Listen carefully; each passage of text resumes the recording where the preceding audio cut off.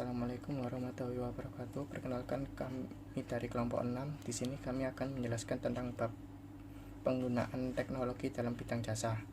Nama saya Muhammad Fatikul Umam, NIM 022. Yang pertama, saya akan menjelaskan tentang perkembangan pelayanan internet. Hampir semua perusahaan bisnis sekarang ini mempunyai website sendiri-sendiri. Melalui e-commerce memungkinkan kita dengan sedikit usaha memperoleh apa saja yang kita butuhkan. Hampir semua jenis jasa dapat dicari melalui internet. Kemudahan dan kecepatan dalam melakukan transaksi jual beli melalui online dapat menyebabkan jumlah toko yang menggunakan cara ini semakin bertambah banyak atau semakin pesat. Perkembangan pesat internet telah membawa dampak yang serius dalam cara berbisnis global. Kemajuan dalam bidang teknologi informasi telah menjadikan perkembangan bisnis teknologi internet generasi kedua. Dalam waktu singkat akan memasuki era internet generasi ketiga. Saya akan menjelaskan tentang zaman internet dan website. Internet adalah suatu invensi militer Amerika Serikat. Invensi itu penciptaan atau perencanaan sesuatu yang sebelumnya tidak ada. Penggunaan internet sangat luas dan sudah menjadi fakta bahwa jaringan website sangat menguntungkan. Website dapat melayani tujuan seseorang atau organisasi yang berbeda untuk bisnis yang berbeda juga. Beberapa organisasi menggunakan internet untuk berkomunikasi dengan karyawan, dengan pemasok bahan mentah, atau para distributor. Website ini juga dapat digunakan dalam berbagai cara yang berbeda, yaitu pertama, sebagai jaringan untuk menjual produk atau jasa. Yang kedua, sebagai jaringan suplemental. Yang ketiga, untuk memproses pesanan. Yang keempat, untuk menyampaikan dan membawa informasi. Assalamualaikum warahmatullahi wabarakatuh. Saya Muhammad Haris Pramita Santoso, NIM 050. Di sini saya akan menjelaskan tentang penggunaan website. Yang pertama yaitu sebagai jaringan untuk menjual produk atau jasa. Maksudnya yaitu perusahaan menggunakan media website untuk menjual produk atau jasanya melalui internet dan mendistribusikan barangnya secara lokal, yaitu melalui media pengiriman kantor pos atau pengiriman pengapalan. Yang kedua yaitu sebagai jaringan suplemental. Maksudnya, perusahaan memiliki jangkauan pasar yang luas melalui sebuah website. Yang ketiga, untuk dukungan teknis. Perusahaan menawarkan dukungan teknis dan menggunakan internet karena biayanya yang murah. Yang keempat, untuk mendukung pelayanan yang ada. Maksudnya, pelayanan ini biasanya ditawarkan untuk penelaahan pada penggunaan website. Yang kelima, sebagai proses pemesanan, yaitu maksudnya website digunakan sebagai hubungan yang menyenangkan bagi konsumen untuk melakukan proses pemesanan suatu barang atau jasa. Dan yang terakhir, untuk menyampaikan dan membawa informasi.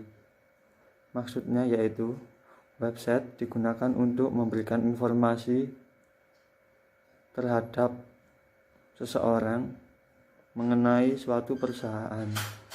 Misalnya sebuah nama perusahaan, alamat perusahaan, dan nomor telepon perusahaan, dan masih banyak lagi informasi tentang perusahaan tersebut. Selanjutnya saya akan menjelaskan tentang model bisnis internet. Model bisnis internet ada 6. Yang pertama yaitu sebagai penyedia akses internet.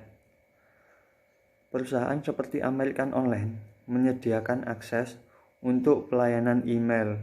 Yang kedua yaitu portal, akses internet yang menyediakan informasi yang bervariasi dari pelayanan seperti penyedia berita, diskusi, dan kelompok baru dalam melakukan mata rantai dengan online shopping. Yang ketiga yaitu penyedia informasi, seperti contohnya harian New York Times menggunakan internet untuk mendistribusikan beritanya kepada warga Amerika Serikat.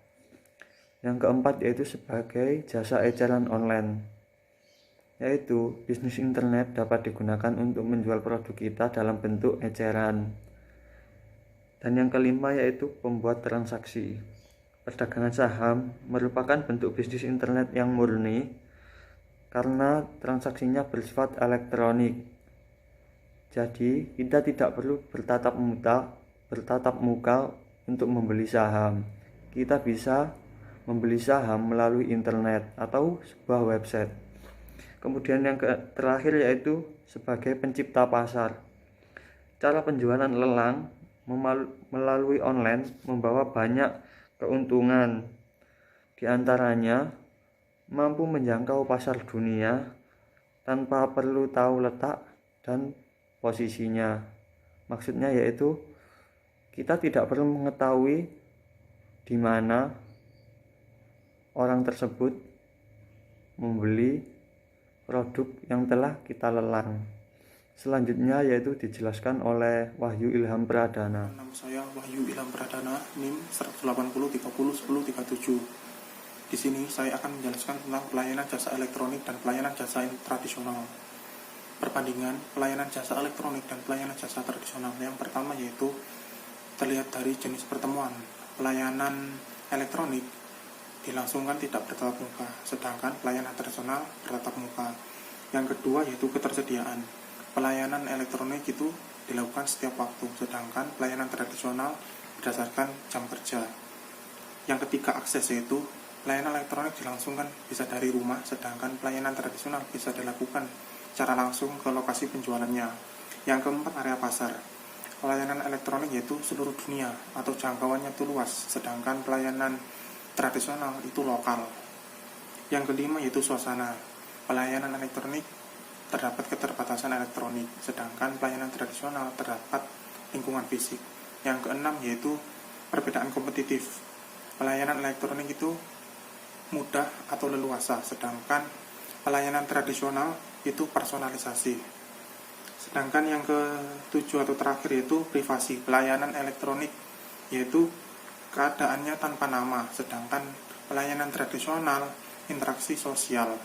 Dilihat dari segi keuntungan, penjualan online yaitu keleluasaan, hemat waktu, dan menekan hasrat pembeli, sedangkan pelayanan tradisional yaitu kelima panca indera kita mempengaruhi interaksi sosial, memicu ingatan, dan terdapat contoh produk. Sedangkan kerugian dari penjualan online yaitu tidak bisa dilakukan secara tawar-menawar, tidak dapat menyeleksi produk, mudah lupa pada produk, ketergantungan pada komputer, dan terdapat ongkos pengiriman. Sedangkan pelayanan tradisional yaitu kerugiannya yaitu memakan waktu yang sangat lama, menunggu dan antri, merangsang hasrat pembeli, terdapat rasa kurang aman, dan mencari pusat perdagangan. Assalamualaikum warahmatullahi wabarakatuh. Perkenalkan, nama saya Zainul Haq dari konsentrasi pemasaran dengan NIM 163111030. Di sini saya akan melanjutkan presentasi dari kelompok 6 yaitu slide 8 dan slide 9. Untuk slide 8 yaitu ada poin desain pengiriman jasa dan elektronik. Untuk yang 9 adalah struktur produk pelayanan elektronik. Untuk yang slide 8 desain pengiriman jasa elektronik, yang intinya keberhasilan pelayanan elektronik tidaklah terjadi dengan begitu saja.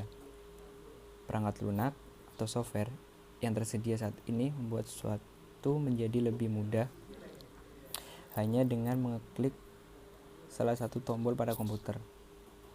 Seseorang sudah dapat menemukan website yang diinginkan, yang artinya kita tidak susah payah mencari kesana sini, kita hanya cuma mengklik tombol pada komputer, kita dapat menemukan sebuah website apa yang kita inginkan. Ataupun kita kepengen barang